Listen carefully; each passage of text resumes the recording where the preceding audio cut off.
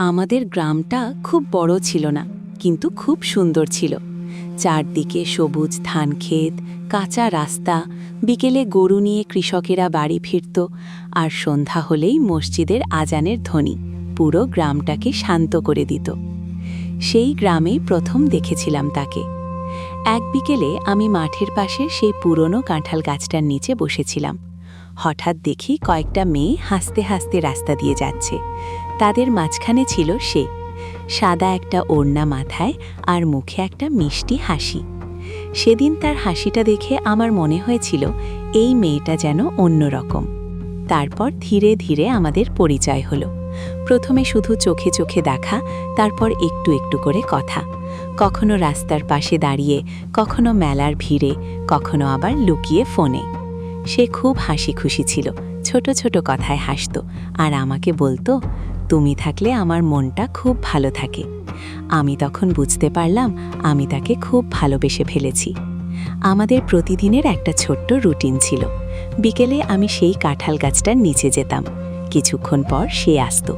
আমরা বসে গল্প করতাম, ভবিষ্যতের স্বপ্ন দেখতাম। সে বলতো, একদিন যদি আমরা একসাথে থাকতে পারতাম। আমি হাসতাম আর বলতাম, একদিন অবশ্যই পারব। সেই সময়টা ছিল আমার জীবনের সবচেয়ে সুন্দর সময়। মনে হতো পৃথিবীতে এর চেয়ে বড় সুখ আর কিছু নেই। কিন্তু সুখের দিনগুলো হয়তো বেশি দিন থাকে না।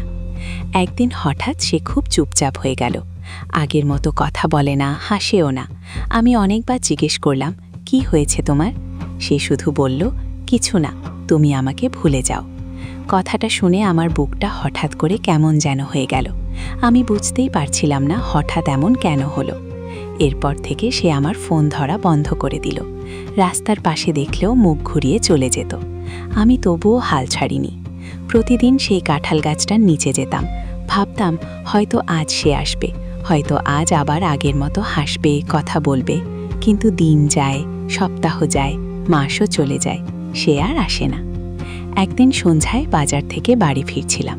তখন গ্রামের এক বন্ধু হঠাৎ বলল, শুনছিস, ওর তো বিয়ে হয়ে গেছে। কথাটা শুনে আমার পা যেন থেমে গেল। মনে হলো কেউ যেন আমার বুকের ভেতর থেকে সব কিছু কেড়ে নিয়েছে। আমি বিশ্বাস করতে পারছিলাম না। এরপর অনেক দিন আমি চেষ্টা করেছি তার সাথে যোগাযোগ করার। তার পুরনো নাম্বারে ফোন করেছি, তার বান্ধবীদের কাছে খোঁজ নিয়েছি, কিন্তু কোনোভাবেই আর তার সাথে কথা বলতে পারিনি। সময় ধীরে ধীরে চলে যায়। এখন অনেক বছর হয়ে গেছে। তবুও মাঝে মাঝে আমি সেই কাঁঠাল গাছটার নিচে দাঁড়িয়ে থাকি। বাতাসে ধানের গন্ধ ভেসে আসে, দূরে পাখির ডাক শোনা যায়। সব কিছু আগের মতোই আছে, শুধু সে নেই। আমি জানি না সে এখন কেমন আছে, সুখে আছে কিনা, তার স্বামী তাকে ভালো রাখে কিনা, তাও জানি না। কিন্তু একটা কথা আজও সত্যি, আমি তাকে সত্যি খুব ভালোবাসতাম। কিছু ভালোবাসা থাকে যেগুলো পাওয়া হয় না, কিছু অপেক্ষা থাকে যেগুলো কখনো শেষ হয় না, আর কিছু মানুষ থাকে যারা জীবনের গল্পে না থাকলেও মনের ভেতর সারা জীবন থেকে যায়।